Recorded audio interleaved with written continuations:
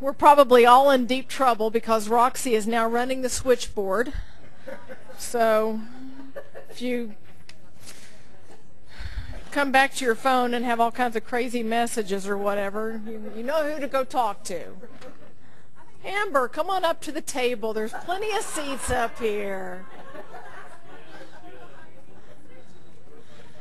I know you. Come on in. Come on in. All right, you people sneaking in the back, come on up to the table. We're about to run out of seats out there, so. Okay, well, I'm going to go ahead and get started. It's about 25 till, and we have a lot of ground to cover. I don't know exactly how long this will take because Jerry likes to talk, and he's going to be talking after me. But thank you all for coming down here this afternoon. Want to tell you, I'm sure that you've heard about this, and in fact, I talked to you a little bit about this, I think in September. I'm not sure if that's when we had the last general staff meeting or not. Maybe it was October, but it was definitely after the September board meeting. And I wanted to fill you in a little bit more, give you a little bit more detail about organizational development and what that means for Dr. Cog, and also talk about what Jerry is doing. Come on in, Steve. We got plenty of seats up at the tables. There you go. And like I said, now that we have Jerry Stiegel on board, I want him to tell you a little bit too about, give you a little bit more detail and a little bit better feel about what organizational development is all about and what it means to us, and what he's going to be doing in his role. But before we get into that, I had asked Jana and Roxy earlier to give me a list of all the employees that we've hired this year so that I could recognize them, and I'm probably not going to be able to make it to the December holiday celebration because I have a meeting with the board officers, but so I thought maybe now would be a good time to do that. So if I call your name and you're here, just stand up and wave or something so that everyone can see you. Is Todd Bless here? There he is. Thank you. Todd is one of our GIS specialists. Rachel Baxter, is Rachel there? Back in the back, hiding in the back row. Lisa McCroskey, is Lisa here? Okay. She's on her way. Heard that before. What's what? Lisa and baby Joseph. Okay. Yeah, you know, I found out Lisa was pregnant through somebody at a class that's not even associated with, you know, Dr. Cog or whatever. It was very odd. She goes, "You know, you're an employee that's pregnant," and I'm going, "No, I don't know who that is." Very, very odd. Anyway, Jeff Socha, is Jeff? And there he is. Had a great meeting with Jeff and some others earlier. Philip Dunham in TPO. Jessica Horning there. Hendrick Copperell. Hendrick, yay, the the savior of the AAA budget. Heather Camper, there she is. Let's see, Flo Rotano. I know that Flo's not here because she is in D.C. with Paul Aldretti on sustainable communities stuff. Matthew Helfine came to us from Douglas County. Thank you, Matthew. Anna Garcia.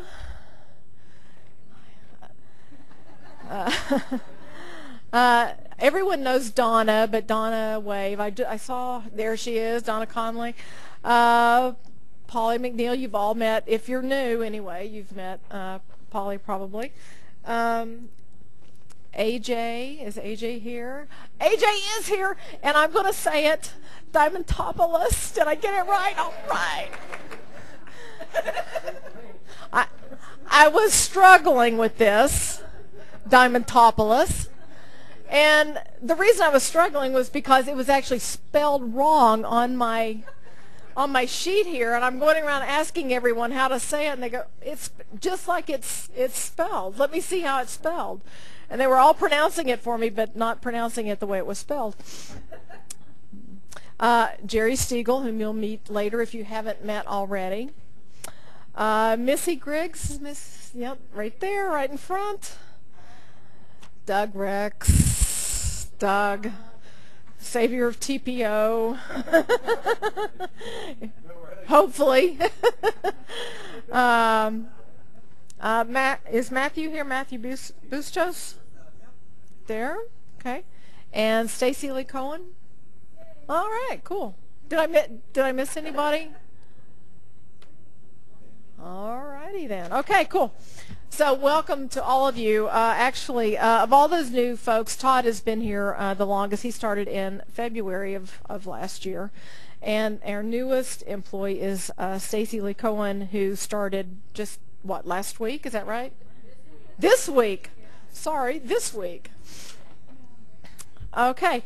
Well, again, I know that you've all got lots and lots of stuff to do, and I don't want to take a lot of your time, and Jerry has a lot of important stuff to tell you, so I'm going to hop into this. What I'm going to do is basically show you the presentation that I gave to the board back in September, and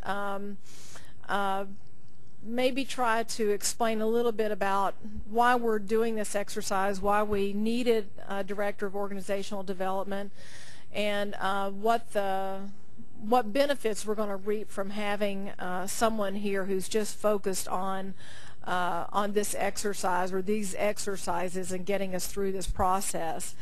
I'm going to talk just a couple of minutes about DRCOG's standing not only here in the region but throughout the nation. I want to talk a little bit about sharpening our organizational strategy. That's really what organizational development is going to do for us.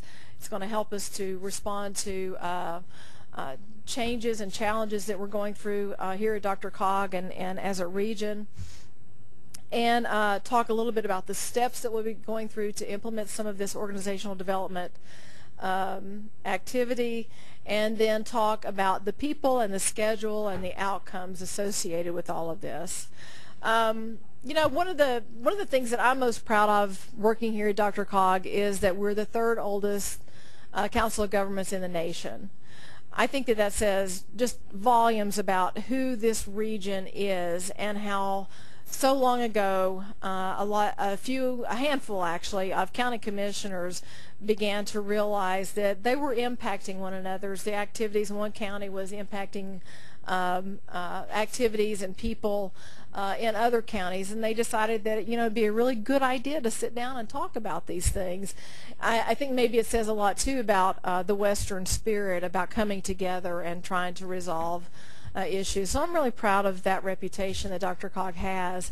And throughout the years, as recent as this past year, we continue to get a lot of recognition from not only our peers nationally, but from lots of folks around the nation, as well as here in the region, for the great work that each of you are involved in. Just in a real quick summary here, I'll tell you that Jacobs Engineering, which is a nationally recognized engineering firm who does a lot of work for MPOs and DOTs across the country, was asked by the Miami-Dade MPO to find some exemplary regional transportation plans, and they picked 8 to put in front of the Miami-Dade MPO to say these are good and these are the reasons they're good, and DRCOG was one of those 8. There are more than 500 MPOs in the country, and our regional transportation plan was one of 8 that was selected and held up as a great model and best practice. We frequently get praise from Federal Highway Administration in both their publications as well as our own certification that they come in and do every 4 years about the great work that is happening in transportation planning and in the regional planning divisions. Houston, actually, speaking of regional planning, is designing its model after DRCOG's. That's great. That's a fabulous thing to hear, that they look at us as the model that they're going to use, and they're going to design theirs after ours. Phoenix was recently asked, who do you look to as the as the model, as the best practice, as the organization that you aspire to be, or who is innovative and forward-leaning? And they picked Chicago and Salt Lake and DRCOG as their examples. So again, I think that that's a great compliment to the work that you do and the products that we create here at DRCOG. And we have had just incredible success in advocacy for legislation as well as gaining funding. A number of you have helped participate in this, but on the state level, Jayla and Rich Morrow in particular, Rich is back there in the audience section, but have done phenomenal work for years at the state capitol. But the last legislative session, I mean, and I may have mentioned this before because it's a great story, and it says a lot about who Rich is and who this organization is and how well respected and important it is to have Rich and DRCOG at the table. In the last session, there was a point where a committee was going to have a meeting to talk about aging issues, and they postponed it because Rich was on vacation. That says a lot about who Rich is and who this organization is and how important our voice is. And it's something we should all really celebrate and be proud of. Jayla has done a great job at the state legislature as well as in Washington. She's been tireless. Tireless. and it is frustrating. I mean, you all work here. You know what the funding and legislative issues are. You know from watching the news or listening to the radio how Congress just cannot get anything done. I know that I checked about 3 months ago, and the Senate had managed to pass in a full year 15 bills. So when our funding is on the line, when rules and regulations, laws are on the books that impact us, hearing that the Senate can only pass 15 bills, and I got to tell you, most of them are pretty nothing bills, it's a real source of aggravation. So to go to Washington and to talk to people about these issues, it's a very frustrating kind of experience, but it's also very energizing. And we've just done great work on that level. In fact, I was having a conversation with Jayla just before we came down here that on the national level, people are hearing about Denver and our unhappiness, DRCOG actually, and our unhappiness with the rate that the way in which Congress is dealing with the Older Americans Act. It is very harmful to seniors in Colorado. We get less money than other states on the front end because of old funding formulas and outdated census information, and that those very same things impact us on the sequester side of the equation as well. So we get less money coming in and we get more money taken away than many other states, and that's just wrong. And than any other state, that's right. In fact, the last time we were in Washington, Jayla and I attended the Senate committee dealing with this issue, and Senator Burr from North Carolina mentioned Colorado specifically, that we are the worst hit. I'm really parsing my words right now because I usually say we get screwed for trying to be PC here. But we really are adversely impacted by this. It's just not fair that seniors in Iowa get more per senior than seniors in Colorado. It's not fair.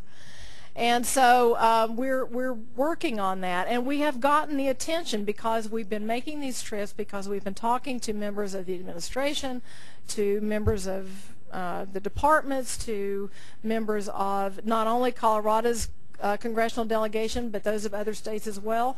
People are finally hearing, Denver's unhappy, and they're calling us to find out why, and that's a good thing. We may not get the change we're looking for, but people are at least listening to us and calling us to find out what exactly is your problem. And that gives us an opportunity to talk more about the concerns we have for the seniors that we serve. So we are really doing great things. We are forward-leaning. We are a model, and we are very successful in a number of areas, and you should all be really proud of yourselves. I know that I'm very proud of you. But talking about sharpening our organizational strategy, that's going from where we are to being even better. I told Jerry when he started here that what was important to me was not being good at what we do, but I want to be the best at what we do, and I'm betting that's what most of you, if not all of you, want as well. The problem is, though, is that we're in this rapidly changing environment. There is so much change going on, even though there's in some instances no change going on. There is a lot going on, like these funding schemes. Now that Congress has implemented this thing called sequester, that's hurting us, and it's going to hurt us more going forward if things don't change. There are rules and regulations and guidance that's coming out, particularly at the federal level, related to transportation, but because CDOT is already putting some things into place based on what they think the feds might do, that's having an impact on DRCOG and the region and our funding share and our planning requirements as well. Constituents are changing. Staff has changed. I just read off, I don't know, we've probably got 12 or 15 new people that have joined the staff over the last year. And the elected officials are changing, and I think that this is one of the biggest challenges that this staff has. Our governing body is changing rapidly. We have about half of our board turns over every 4 years. That's huge. And these are people who are not dedicated to, you know, being here and running an organization. It's not like, for example, I'll pick on Douglas County since we have 2 new employees from there. But, you know, at Douglas County, they don't have a county manager. The commissioners actually run the organization. Well, first of all, we're talking about here at DRCOG, we have 56 of these folks. They have a commission job or a city job, and if they have a city job, they probably have a job that pays them money, which is not the city job. So they have a 40-hour work week and their city job. And so somewhere in all of this, then comes DRCOG. So we're just not necessarily top of mind. We're not the thing that they dedicate a whole lot of time and energy to. But they do come here. They do make decisions that impact the work that we do. And when half of them are gone every 4 years, that makes our job a whole lot more challenging. So one of the things that we're hoping to get out of organizational development and sharpening our organizational strategy is beginning to be much more not proactive, well, proactive I guess, but much more intentional about how we deal with the board going forward and how the board deals with us as well. As an organization, we have to become a lot more flexible, a lot more nimble, and even more innovative. And I think that we are pretty darn innovative. Again, as I mentioned earlier, we've done some great things at the local, the regional, the state, federal levels. But things are changing. The Affordable Care Act is rewriting how area agencies on aging will work into the future. They will actually have to start competing probably for work that's out there. Right now we have money doing working with several hospitals, helping to be sure that hospitals decrease their readmissions so that when they send someone out, they're not back in 30 days. That's a bad thing. That's an expensive thing. And in most cases, that's an avoidable thing. And so the AAA has gotten grant money, and they're working on that right now with several hospitals and implementing that program. But you know what? And we're saving the hospitals a lot of money. We're saving taxpayers a lot of money with this program. But we will not be the only organization out there soliciting to take in this kind of business. We're going to have to work more like a business on the AAA than we've ever had to in the past. And so this is going to be a big paradigm shift for the AAA. So things are changing. We're going to have to be even better than we've been in the past. But how do we go about doing this? We're going to start with some very basic things, and then we're going to get into making some operational changes to deal with those more basic kinds of shifts. But as a result of all this, we're going to have a much fresher and much more effective strategy for the organization going forward. So what do I mean when I say we're going to get back to the basics? We are going to start with the mission statement. And there's already a subgroup of the board working on this. Jerry had his first exercise with them a couple or 3 weeks ago. It's actually the day of the last board meeting. And Dr. Cog, you know, we exist for a reason, and it's supposed to be explained in our mission. How many people think they know what the mission of Dr. Cog is? Oh my God. Okay, there's a handful of people. Okay. Is there anyone who thinks that they could tell us what the mission statement is? Anyone want to give it a try? The first word is Dr. Cog. Is local officials. I feel like I'm Andy talking to Barney. I know that emphasis. I can't remember if it was the Constitution or the Bill of Rights, but okay. Well, that's a problem. Why don't we know the mission? And, you know, maybe it's just because it's just not one of those things that we talk about a lot, or, you know, we see it in orientation and we kind of forget about it then. But I'll tell you what the mission is. It's local officials. Dr. Cog is local officials working together to address the region's challenges for today and tomorrow. The big question is, what does that mean? I think it means a lot of different things to a lot of different people. Did you want to chime in, Jerry? I knew you couldn't. Oh, there you go. I knew he couldn't wait until it was his turn at the microphone. Okay. Underwater basket weaving. It could. It could. And that's the problem. You know, the thing that makes our mission statement great is the very thing that makes it not so great. It can mean anything. It can mean anything. And so a number of board members, again, remember who these people are. They're very, very busy people, full-time jobs, most of them, coming here, you know, after a hard day at the work, dealing with city council, dealing with family issues, and they come to Dr. Cog with certain expectations, and with a mission statement that doesn't say anything more than this to address the region's challenges of today and tomorrow. They come in with expectations that we're not necessarily going to hit, or we're not always going to hit the mark, because we don't even know. We as staff probably have some very different ideas about what it is we do here at Dr. Cog.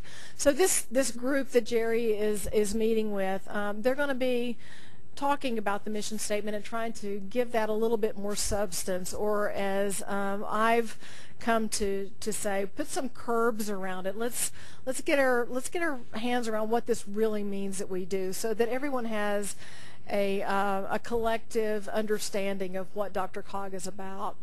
Also, everything that we do here at Dr. Cog is informed by our values, but we haven't really defined that either. What values contribute to Dr. Cog's success? Is it customer service? Is it transparency? Is it, you know, what is it? And we kind of need to define that a little bit more. And commitments, what are those things that this organization is going to do no matter what? If, God forbid, federal funding dries up for transportation and or the AAA, are we still going to do those things? I don't know.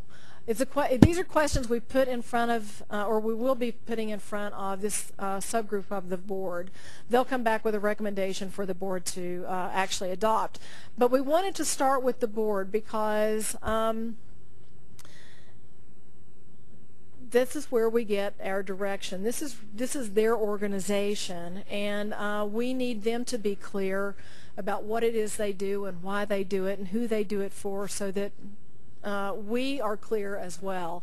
So the board is going to be working on these three things right away. In fact, they've already started. But when we're all clear on these very basic things, then if we've been doing good in the past, we're going to be doing great going forward. So let me talk just a little bit more about these questions that need to be answered and who's involved in this. In addition to mission and values and commitments, we're having these discussions. The board actually is having some very hard discussions about governance structure and the construct that we use right now. There are members of the board who feel like they're bigger than a lot of other communities and therefore they should have more say. Dr. Cog, as you know, has always operated one jurisdiction, one vote. And even though we have a weighted vote that's outlined in our articles of incorporation, of association, it's only been used one time. And it's been used since I was here, and it was used on a motion to table, which is really a nothing kind of motion, but it was a signal to remind people, don't forget, I have this. But it's at Dr. Cog, the weighted vote is really the nuclear option. It's not been used because of the concern about what would happen with a weighted vote and how that might split the board and cause relationships to be negatively impacted. So I've talked with some of my peers around the nation, and we have some ideas about governance and the structure and how that might work. Voting in particular, related to this is dues. If I'm Denver, I pay a lot of money to be at this table. And dues is very important to us. We don't want Denver to go away. And preferably, they'll keep paying at least what they're paying now. But without dues, we can't use our transportation planning money because we don't have anything to match it with. Federal money comes with all kinds of strings. So we need dues. We need to have federal match so that we can pay the people in TPO, so that we can pay most of the people in RPO. And in a few other places as well. So dues are critical to the survival of this organization, or I won't say dues, local money is critical for this organization's survival. So these are very prickly discussions that the board wants to have and needs to have and hopefully will have at their February workshop. And what this means for us, I don't know that it necessarily means anything for staff per se in the day-to-day activities that you're involved in, but it's important that you know that board members are struggling right now with this issue of fairness and equity, and they're going to be having some conversations around that.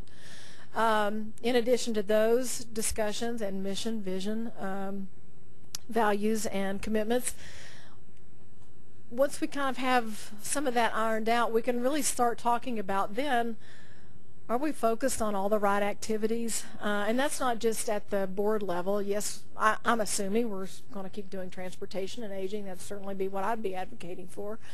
And lots of other things too. But maybe there's some things that, the board feels like, this really, we've done this, it's not worked as well, somebody else is doing this better, cheaper, more efficiently, whatever. Are we focused on the right activities? And that kind of filters down too into the staff activities as well. Are we all doing what we are really supposed to be doing? Are we taking on things that are complementary to the commitments of the board, but not necessarily adding a whole lot of value, but at maybe a pretty high expense? So we'll all be looking at that once the board is a little bit more clear on confirming who we are and who we work for and why we do the things that we do. Again, one of these issues I mentioned earlier, can we respond quickly to the change that's occurring? And if we can't, we need to think a little bit more about how do we become more nimble? How do we become more flexible? This is something we've talked about a lot at the board level recently, particularly with the tip. I know that a number of you, don't work on the TIP. I'm sure you hear a lot about it, but the TIP is a very complicated document. This explains which projects are actually going to receive federal money, and as you can imagine, that's a very contentious issue at the board, because generally we get requests for twice as much money as we actually have available. So that criteria that helps decide those things is very important to board members. Unfortunately, there's a lot of criteria that board members don't necessarily understand. There's a lot of criteria that's been put in the TIP over the years that is very predictive and subjective, and honestly, a lot of our member governments get involved in a creative writing process when they're putting their proposals together. And then that puts the DRCOG staff in the position of saying, this looks like creative writing, this doesn't look real, this doesn't really pass the laugh test. That puts us in a bad position as well. So we're trying to figure out how can we be more clear, how can board members explain these things to their own councils. I know there's lots of board members go home unhappy that they didn't get the money that they'd asked for, but they can't explain why not, because that criteria is complicated. So this is about making policies more clear and sensible and transparent. The other thing too that we need to figure out, and I think that we actually do a pretty good job of this, but do we collectively have all the tools that staff needs to sustain the organization now as well as over the long haul? I think we do a great job training staff. We do a mediocre job, I think, training board members, but part of that again is the challenge of how short-lived they are here. But we need to put the processes and people and activities in place that will make sure that DRCOG is maintained over the next 60 years. How might we be more innovative? I'm not sure I have the answer to that, and a lot of you have probably some great suggestions on what that might look like, but that's something else that we want to talk about. Funding is always going to be an issue, and as long as we're reliant on the federal government, it's going to be questionable. Just explained about sequester. Congress is very anxious to cut the federal budget. I think we as taxpayers are all as well. But at the same time, some of our programs, like the AAA, actually saves taxpayer money. Now, I know that there are some folks that would say, I don't want to spend any of my taxpayer money on social programs, but I don't think that any of us are going to want to have the job at the emergency room that says, no, I understand you're very sick and we could help you, but we're not going to.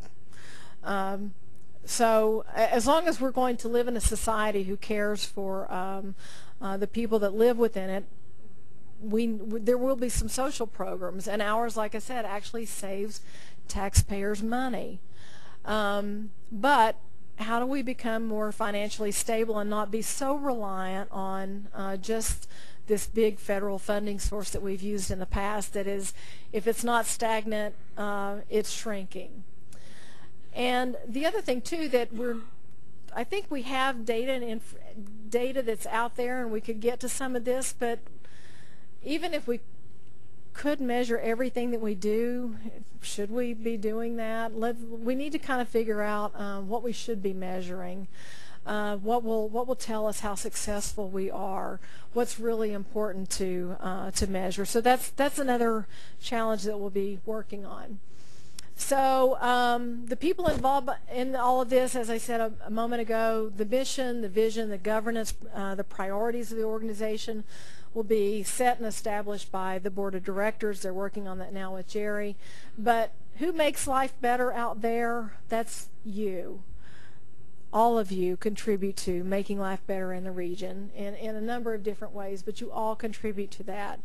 Jerry is going to be leading this. I can't tell you how critical it is that we have a director of organizational development here at DRCOG to kind of bird dog this, because we have had a lot of fits and starts with organizational development type activities, but there's never been someone who was actually dedicated to making sure that we got started, we completed the first phase of things, and then we had someone making sure that we all maintain it. And that's what the Director of Organizational Development is responsible for doing, is again, kind of bird dogging this for us, dedicated to making sure that we accomplish these things. The division directors are going to be heavily involved in all of these activities. In fact, they sat in, actually it was the senior management team really, but they sat in with and watched as Jerry and the board worked through the initial discussions on the DRCOG mission. Those of you who are managers of, this is major projects, but it could be minor ones as well. It just kind of depends on how this all kind of plays itself out. But all of you are critical to making this work, and I think that Jerry's going to talk a little bit about how you each have a role in this, and how each of you are critical to helping the board achieve the mission of the organization, and how as we move through this, it will become more and more clear to you how critical your role is to the board achieving its mission. The schedule, as I said, the board has already started some work on this. They're working on mission right now. We will be talking about vision at their next meeting, I think, depending on how close they are to completing a revision of the mission statement. My guess right now, because I'm pretty sure there's not going to be anything to adopt in December, my best guess for mission at least, hopefully vision as well, and maybe a little bit more here and there, would be for the board to adopt some of the things that this subgroup of the board is working on in the first quarter of next year. Structure, governance, things like TIP policy and who knows what else. Even though this says starting in the first quarter, a little bit of that has already been started, the TIP discussion and simplifying that, making it easier for folks to understand.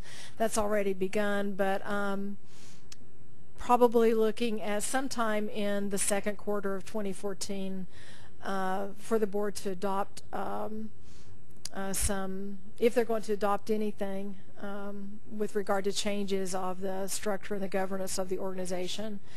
And then implementation, that's, you know, it's continuous. It's whatever. That's not going to change. We still have to do business no matter what stage the board is in. I know it'd be nice if we could just, you know, kind of stop time and the board go off and do some work and say, okay, this is what we want, and then we pick up where they left off. But it's a continuous sort of thing, and we can't stop just because things don't, the timing doesn't match up perfectly. But there's going to be a big kickoff with the senior management team beginning in January 2014 to really get more involved in taking on this new direction, or the direction that the board comes up with through these discussions that they're having. So the result of all of this work, like I said, I think that we've done a fabulous job up to this point, but I do think that there's always room for improvement. And what some of the outcomes that I see in this is a much more effective board and staff that will be able to sustain DRCOG over the next 60 years. I think too that this will improve the relationships between board members and staff. They get frustrated with us from time to time because they don't understand certain things, and there's opportunity for us to make some changes there. We're going to have a much improved capacity building program, particularly with board members, but also probably for staff as well. One of the things that Jerry has some expertise in is onboarding new staff and board members. And one of his first comments to me after he went through the orientation was that Jana, who unfortunately has left, does a great job with that. And we're going to continue doing a great job, but again, we're going to work on making that even more effective going forward.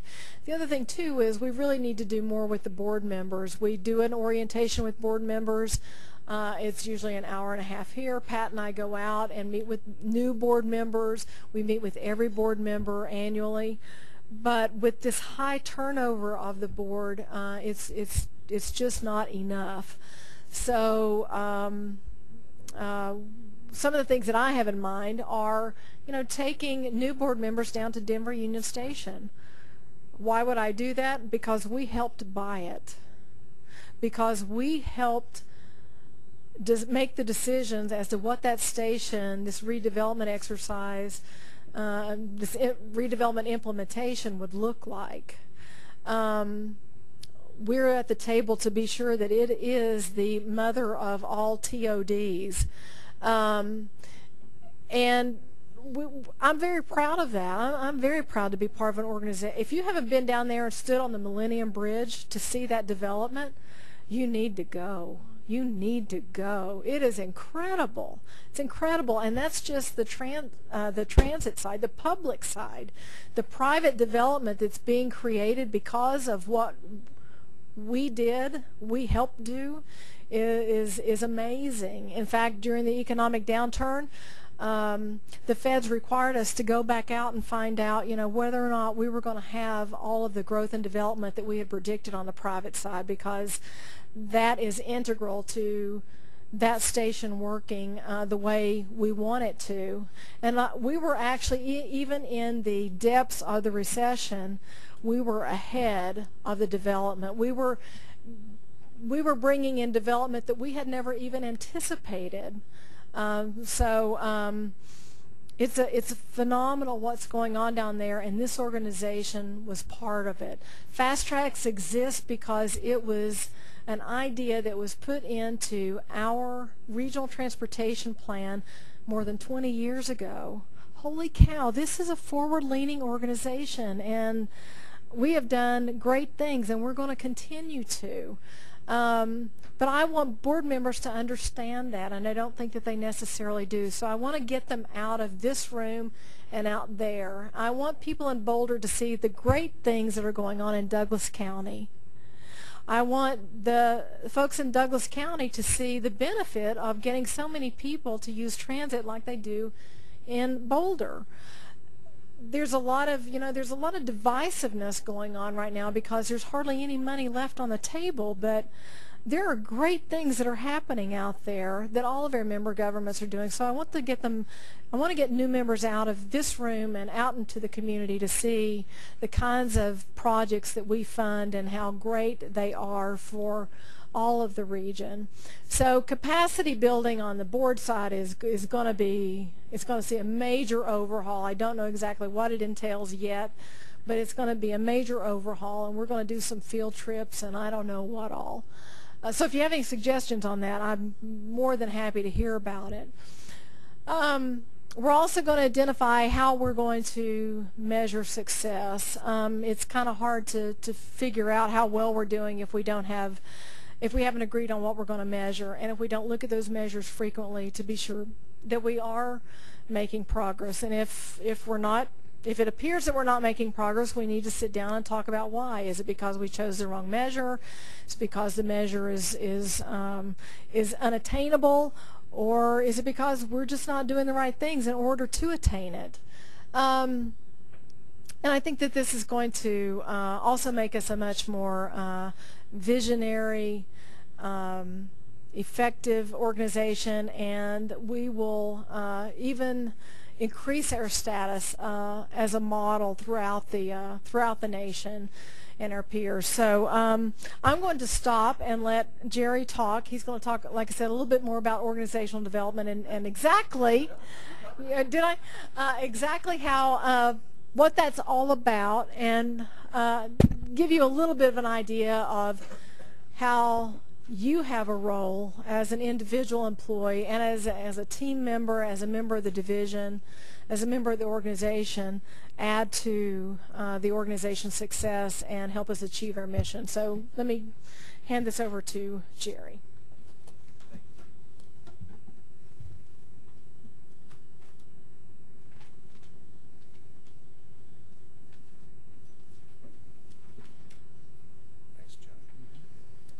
Thank you, Jennifer. And thank all of you for making my first 6 weeks very welcome. I do appreciate that. Those of us have had a chance to meet. It's been real pleasurable, and I'm really happy to be here. You know, there's so much opportunity for this organization, and I'll say right off, you'll have to forgive me on this slideshow because I did not have time to run it by anyone to spiff it up. You know, Mike's done it for me before, so it may not be quite the thing you see. So let me go ahead and kind of move ahead on some things. Is it too low? Okay, okay. I'm taller than Jennifer? Really? Yeah, it must be that. Yeah. She makes me sit down, and then she makes me sit down in a chair and looks down on me like that, so I don't know what.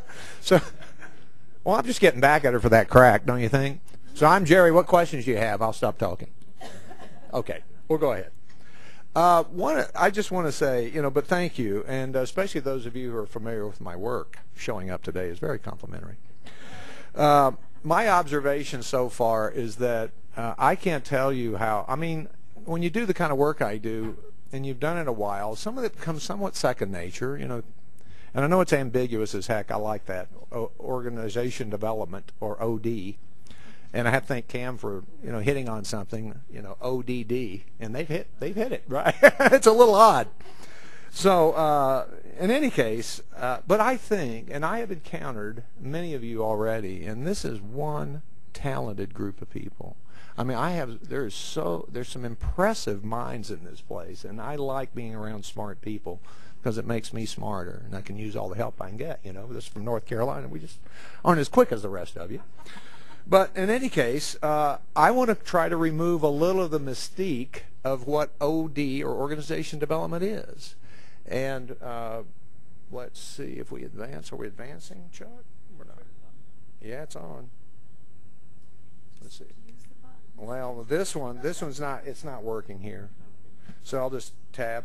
There we go. So you like that? What the heck is OD anyway? Well, in lieu of reading all that, I believe you've graduated, so you can probably read it. I'm just going to give you a couple of seconds to do that, okay?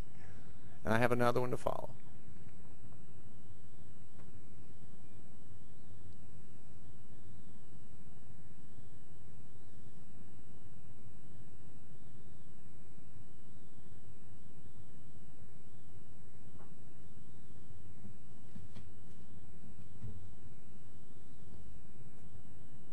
A lot of stuff in there, huh? Any reactions or questions about that one? Anything come to mind? I'll call on you if you don't raise your hand. Jennifer? No. You don't have a question. You understand that. Okay. Well, let me hit on a couple things. It is one of the things it's sort of philosophical for me, and that is openness and candor, you know, done in a very appropriate way, because it's the way we learn things and get better. I think it's a key piece to this definition in any case. The rest of it, you know, I think is pertinent, but there's another one that I want to go to that really has a little more to it that pertains to my background. And I'll let you scan that one, and I'll touch on that last bullet.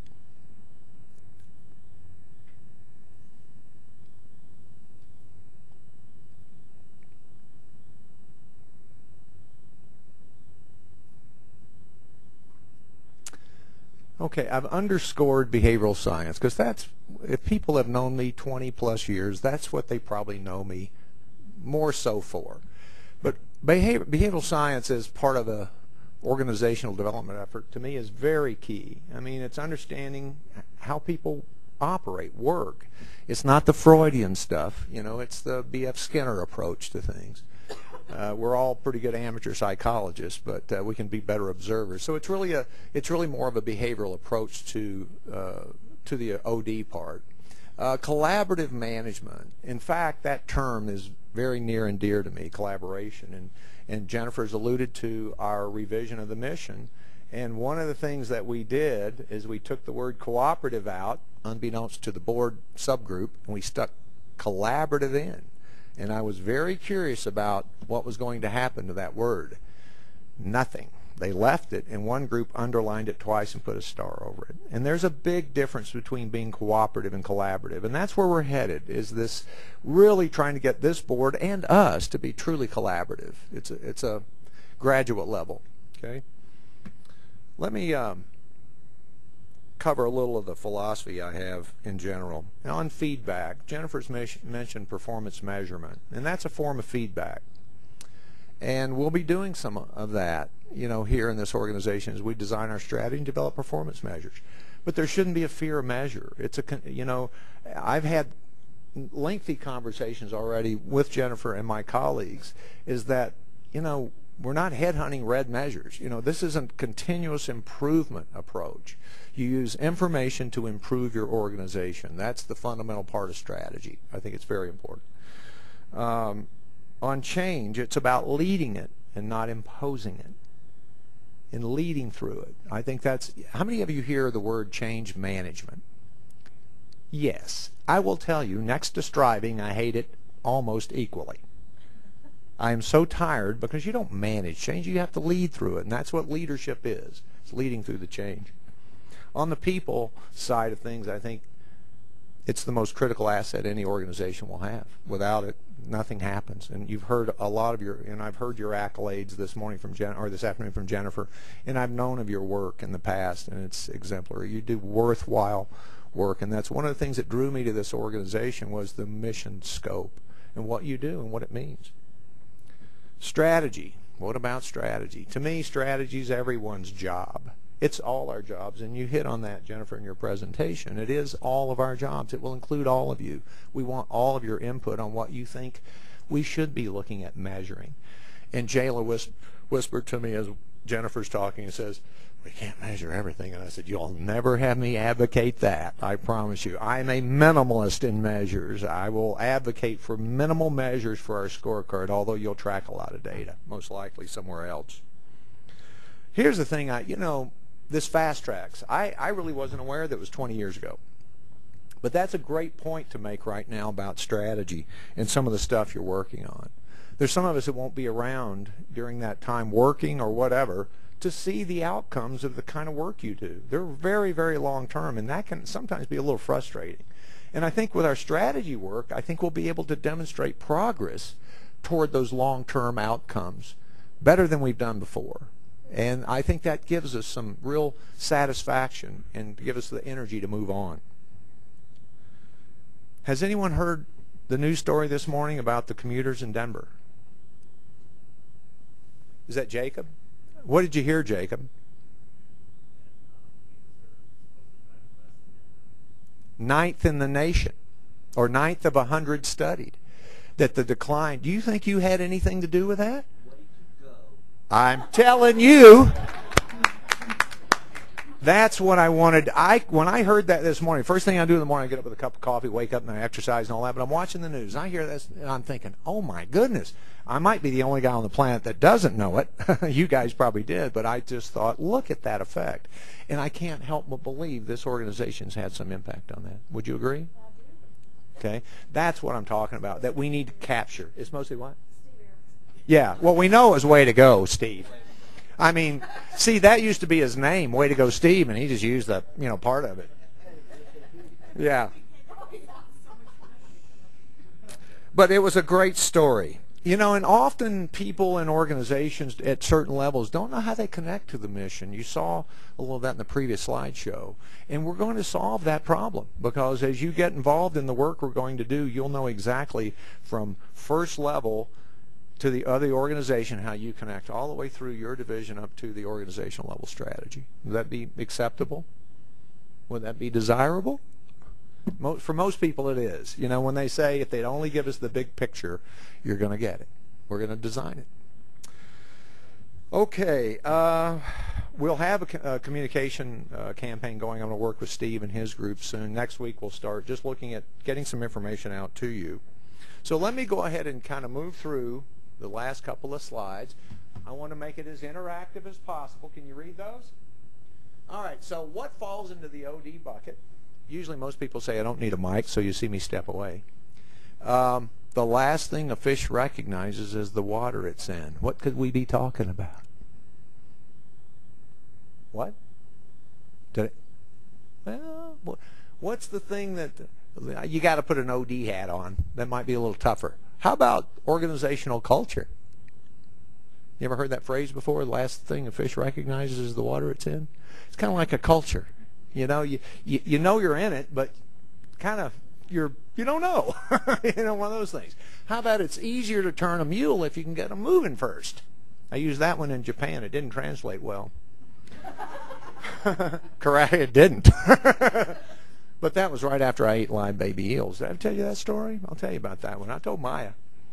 Maya knows. That's leading change. You will never see me use change management. I mentioned that, didn't I? Nor striving. That's a personal joke.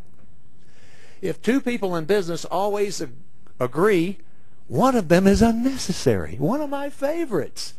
That's about group facilitation, problem solving, conflict resolution. That's what OD people do. And we'll have that in some of our board sessions. You can just about bet on it. But that's how you manage it. You can never be a better version of someone else than you can be of yourself. Who's heard that one? You've heard that? Do you believe it? Do you believe it, Jayla? There's no question it's true. It's about leadership and staff development, which is an area I've worked in before. Strategy without tactics is the slowest route to victory. Tactics without a strategy is the noise before defeat. And I think, what do you think that one is? I think you're close. What am I hearing? Strategic planning. So if we summarize this, put these three bubbles together, you've got organization development, strategy, and training development, at least my background, sort of coming together. And they work well, you know, they work well together. I've had a real great opportunity to really spend time in each of those. And a lot of my colleagues only get one or two, but I've had the luxury to have that experience, and I'm thankful for it because it plays. So if we look at it together, this is one of my favorite models. It will include things, you know, we'll focus on the leadership piece. And that model's in my office too, by the way, it sits in there, but we'll focus on this. It's not working again, so there we go. So you'll see it here in the leadership side. Relationships, very key, and the methods, our processes and operational processes, all those things we'll be looking at in our strategy work. Well, thank you for coming. That's all I have. But would you have any questions of me? I'd be happy to answer them at any time. And if you have any, please ask your division director, your manager, or come to me. I'd be happy to answer any question that what we're doing. Any at all. Jennifer? Thank you. So I do have a question. Yes. Did I? I'm just curious what your picture is of how this comes into the staff and the different divisions and the different teams. And I mean, are we going to have different models or a comparable model that we'll be using? All right. So I don't know if you heard the question, but the question is, do we have, did you all hear it? Well, okay. It's hard for me to tell from up here. We will have the same framework. We will use the identical framework. And let me describe maybe the sequence that will help in terms of how that flows. Jennifer and my colleagues, the senior management team, will be working with the material you already have in MetroVision for the most part. There's a lot of great work that's been done that could be put into a framework to make it more understandable.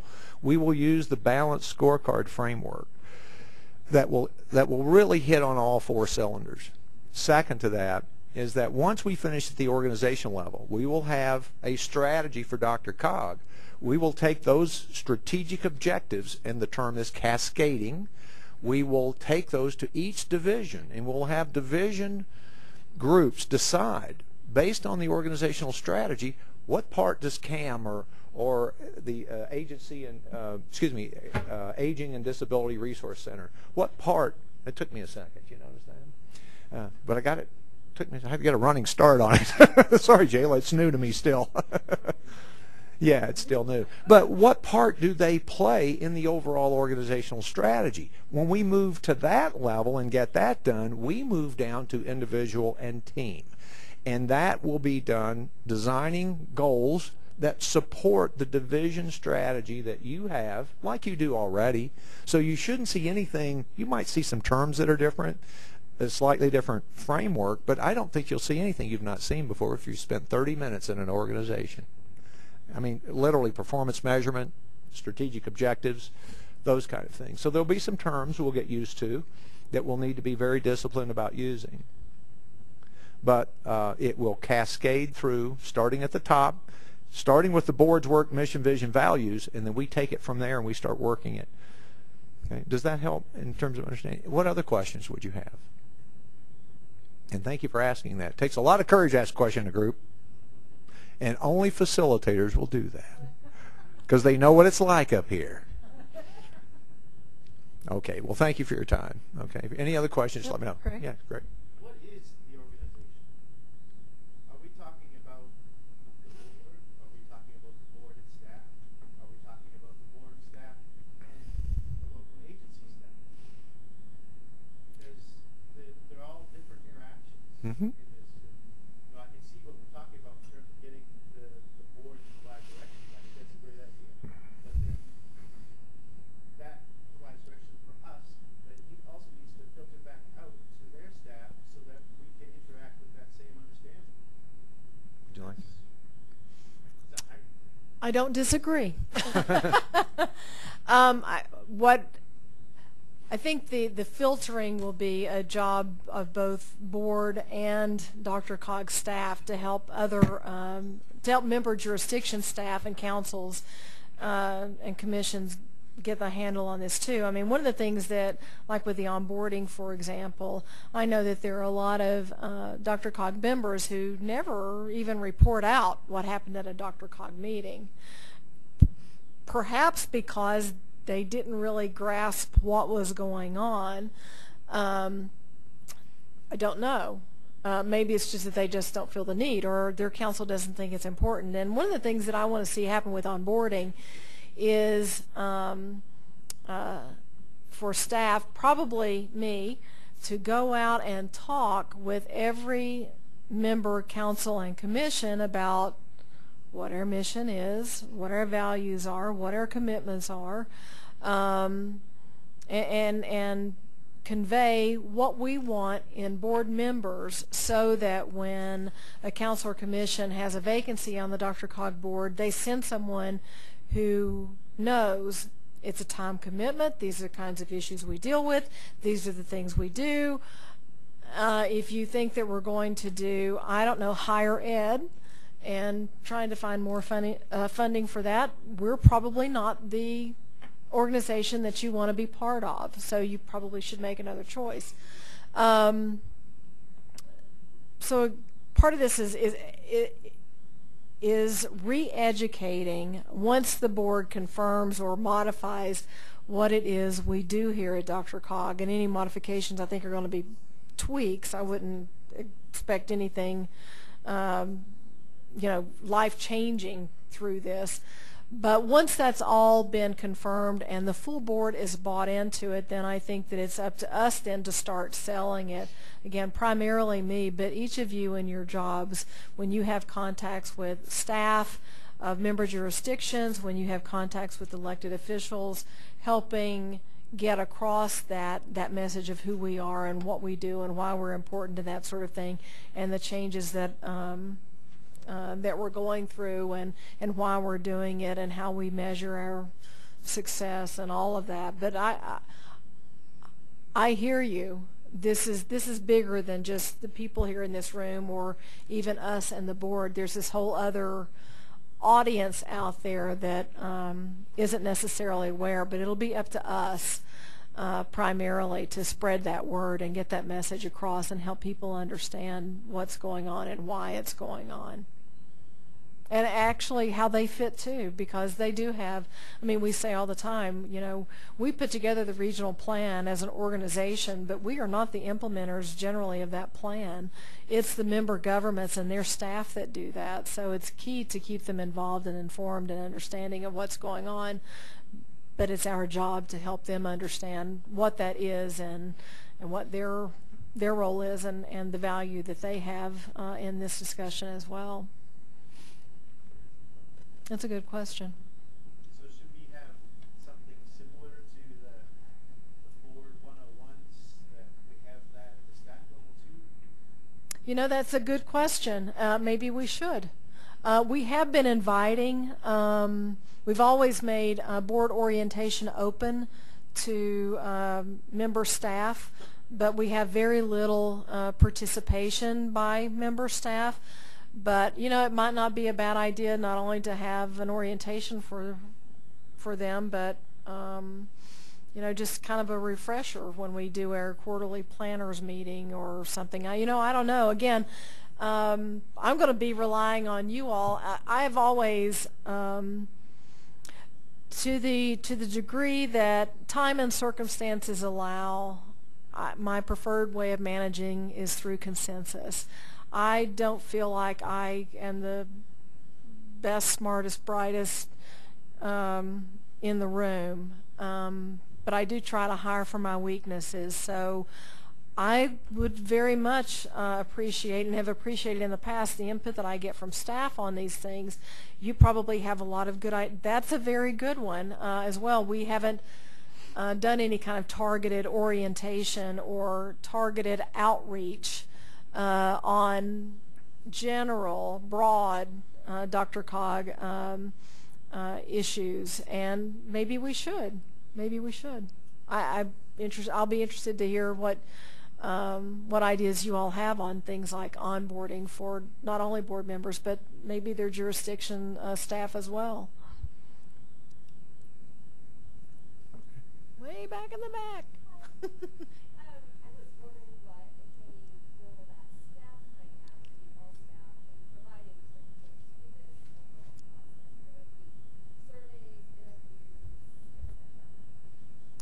Go for it.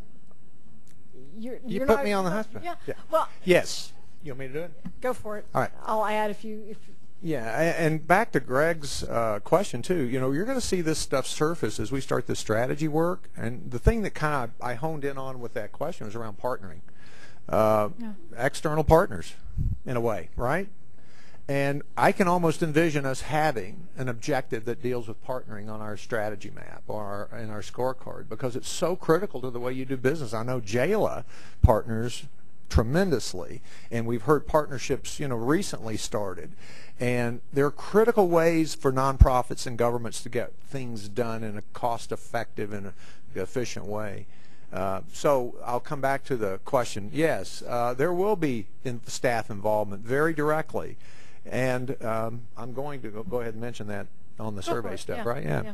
I'm working on right now, and Jennifer's seen the first draft of it, that we'll have an engagement survey coming out after the first of the year. My colleagues haven't seen it. I want my colleagues to see it, and I'll run it by HR and all that. We'll look at it and make sure. But it's one of those surveys we've used. So imagine just an employee SAT engagement survey. We've not done one, and that's actually going to be a big part of our scorecard work in the learning and growth perspective. I'm using terms that are a little out of context, but you'll get that soon. So there will be a great amount of involvement. We are desperate for subject matter expert input on particularly objectives and especially performance measures. Especially, you know the work, you know it better than anyone will know it. So it'll be a very critical, critical partnership there. Does that help answer your? Is there anything else that I missed? Okay. Jennifer, would you like to add? I was just going to say that, you all, Jerry's right, that, employees are the most valuable asset of any business or organization, and that's just as true here as it is any place outside these walls. And I did see the survey, and I know maybe to some of us, the survey is going to feel a little uncomfortable. Because we're going to be asking you, how good is leadership here? How well does management work? How are the communications here? Can you go to who you feel like you need to go to get questions answered? Is there this? Can we be open and have candor here? So this is an all-inclusive kind of undertaking. We can't fix what we don't know is. If we don't know it's broken, we can't fix it. I guess is one of the things that I say quite frequently. If I don't know if there's a problem, I don't know that I should be addressing it. So we're going to be asking not only about, you know, what in addition maybe to those very I'll use a Steve Cook Rudy phrase, a Dr. Coggy sort of measure, like MetroVision or you know, transportation or aging related sorts of things.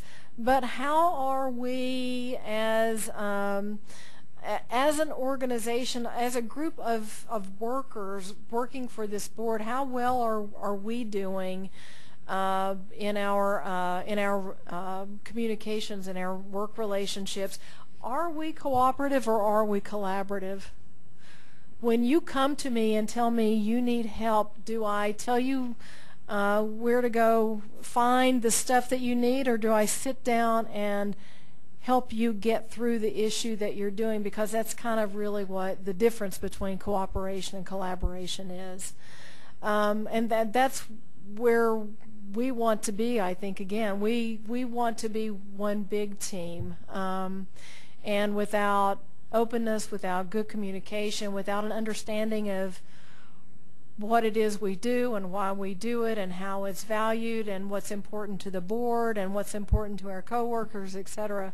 Without that kind of information, we're not going to be the best organization that we can be. And again, that's what I want. Is we've been really good at a lot of things in the past. I want us to be great at all the things that we do.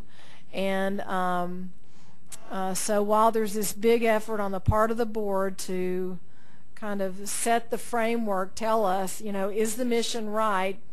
Can we make it a little bit more specific to get a better understanding of what it is you really expect from us? But also these very basic issues are important as well. Let's talk about how we work person to person, individual to individual, division to division, because the better we work as a group of individual workers, the better we're going to serve the board, the better we're going to serve the region, and the more successful the organization and we as individuals are going to be. So, long answer to that short question that Melina answered or asked. What else? Okay, Jerry?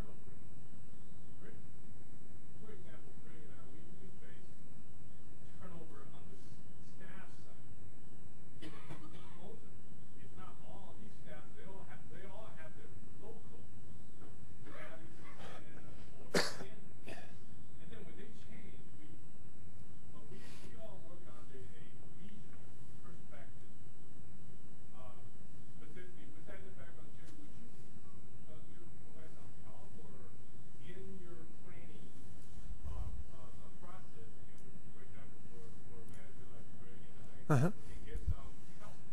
Oh, certainly.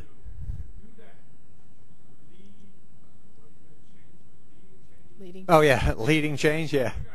That's a book, by the way. It's a good book. Yeah.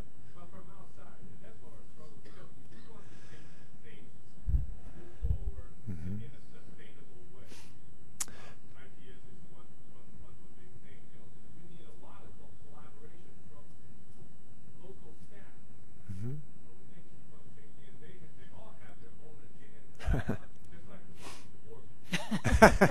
Not a chance.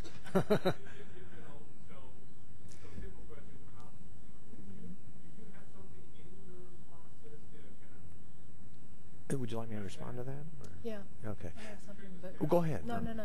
Yours is. Yeah, let me describe something. Unfortunately, I wish I had added this slide just for a visual. I actually try to not inundate people with balanced scorecard terminology or things like that until we get into the training, because there's a lot of terms. But one of the things, and I think some of you may have seen it if you've heard me mention, a strategy map, okay? And a strategy map is a visual articulation of cause and effect relationships between strategic objectives that work all the way up a map in the balanced scorecard framework.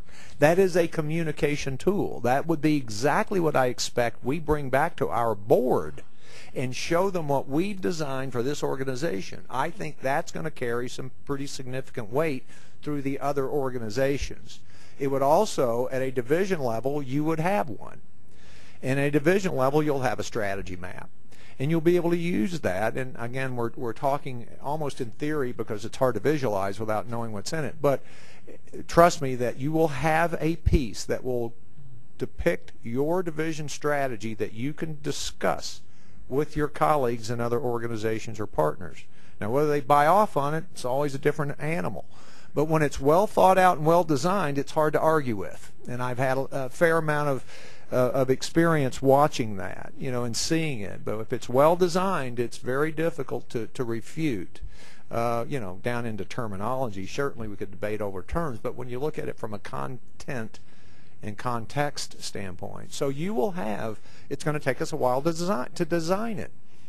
But I would estimate by the end of Q1, we should have a very good start on our DRCOG strategy and scorecard, if not at least ready to go live. And then at that point, when it is, we start with the divisions. And it gives you something. If we go back to that last point I made, let me give you 3 terms, okay? And this will come in. We're going to be using these terms. Tier 1, a Tier 1 structure strategy is DRCOG. Tier 2, division, tied to that. Tier 3, individual and group, tied to division, tied to that. So you will have an ability to see a line of sight from what you do through your division all the way up to the organizational scorecard. Now, I think that could be helpful, Jerry, but what do you think? I agree. We will see.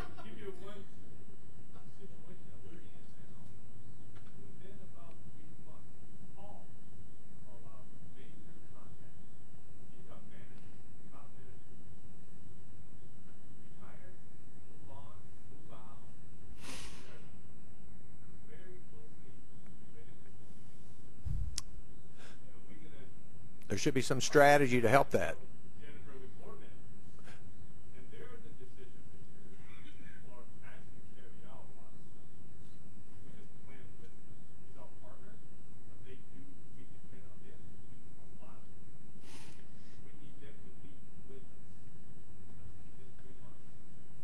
Well, and Jerry, I don't know that we'll have great answers for you in 3 months, but I do think that by, for example, explain the board and getting agreement on mission, vision, values, commitments, etc., and developing strategies and measures, and then sitting down with, not unlike what Greg was alluding to, sitting down with member staff and explaining this is what we do. We're good at it. Here's what we measure. We know we're doing this well, and when new staff at other organizations come on board, we can onboard them to how we do things, and maybe kind of create a situation where, like, well, DRCOG kind of has this down. I don't know that we need to be making a lot of new changes or whatever, so that we are orienting them to how it's done, and it becomes accepted by them. One of the things too I see here all the time, God, you guys are a little too good at customer service sometimes.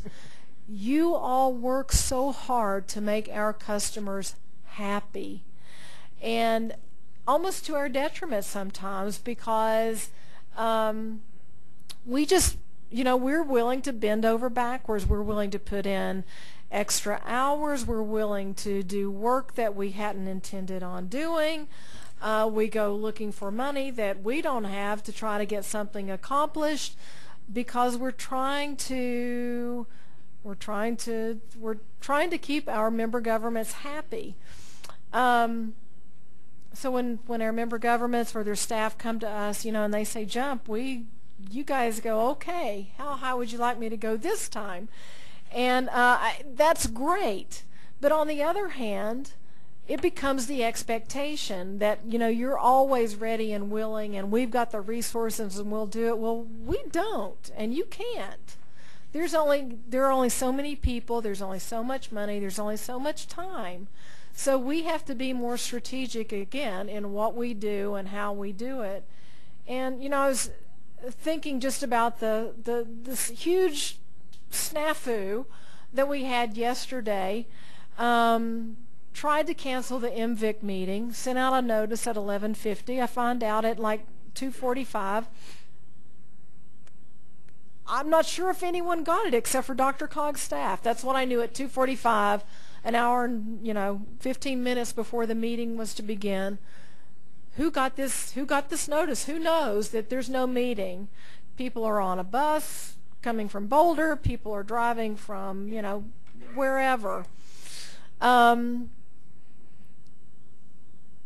And why did that what could we have done differently? I mean, what happened was, in part, we made it our responsibility to let people know the meeting was canceled via email. We could have done just like 9 News. 9 News takes all this information from schools and governments, etc. At minimum, we could have just said on their website, meeting's canceled, and everyone knows. I better check the website to be sure there's a meeting today. It created a lot of commotion. As it turned out, it could have been way worse than it actually was. But part of this is not taking on the responsibility for everything, because we just can't be responsible. We aren't responsible for everything. But I really do think that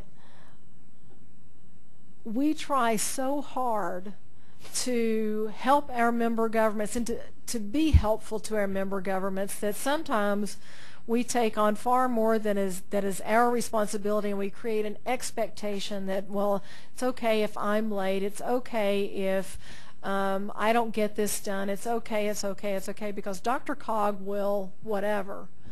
And I think that that's good to an extent, but again, there's only so much people, time, and money to get all of the work done that we already have on our plate, and to take on even more is really tough. And so we have to, I think part of this is kind of creating this shift in how people look at us and explaining this is what we do, and somebody else does this. But those things that we do, we should be out there touting what we do and why we do it and how great we are at doing it, and setting being the model, so that when people start talking about changing how things are done because a director at CDOT has left or whatever, it's like, we don't need to change anything because Dr. Cogg's got it down. We may need to change it with Pikes Peak or somebody else, but we don't need to change things at Dr. Cog because they've got it down and they've got the documentation. Their board's going to support them on this. They've got the documentation showing they've got it down, because we're keeping measures. We're putting those measures out in front of the board. So I think that we have to kind of step back a little bit and rethink how we put information out and the kind of service that we provide. It's been phenomenal, but it also creates the expectation. It's kind of like the person who works late every night. There's just an expectation. Well, I can give this work to so and so because they work late anyway. That won't be me. Just joking. Yeah, me too. Steve's giving me his work. You're giving him. Not really. Well, I'm still advocating for underwater basket weaving. Not really, but it would fit right now, wouldn't it? It can't. What's that? You want to? Yeah, do that, would you, Polly? Yeah, I got some good people. Pretty good. Scuba gear and the whole bit. All right. Well, what other question? There will be structure. That I will say this. I don't know. I've looked at a lot of someone did. Was it Casey that did that research on all? So that was great research. If Casey's here, but did that on the COGS, looking at a lot of COGS MPOs across the country, looking at mission and all this stuff. I think we'll probably be the only one approaching it this way.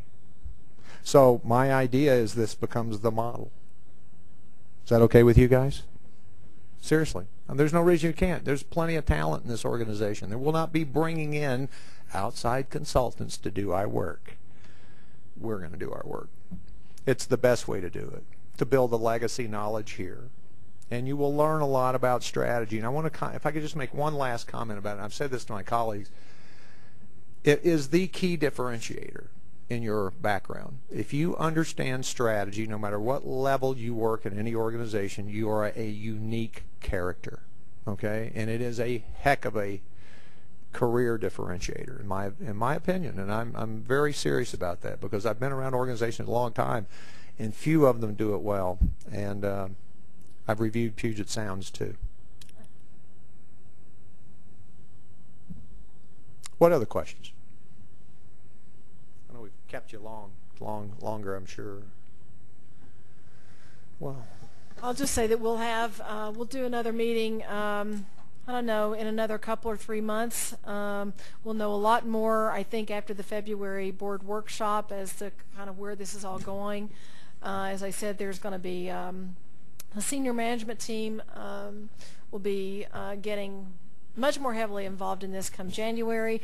I expect every division director to keep you informed. If they're not, ask them what's going on.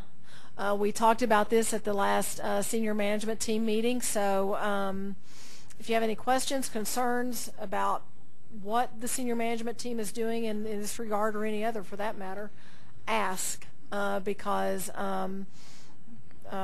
we're just not that interesting. Yeah, really. I'm telling you. I've seen it. I'm joking. There you go.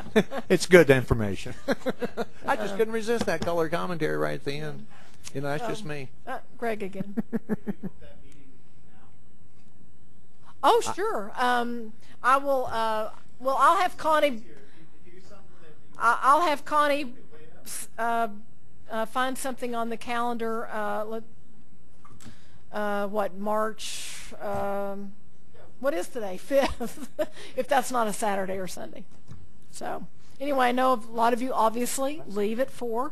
Yeah. So well, this happens at home too. longer. They start leaving when I start talking. So thanks a lot. Thanks for Talk coming, to guys. Jerry and I if you have any questions. See you later. Yeah, please. Anytime you have a question, call. Let me know. Thank you, Chuck. We'll send it to their emails. Yeah. Let's send you an email on that. Yeah, exactly.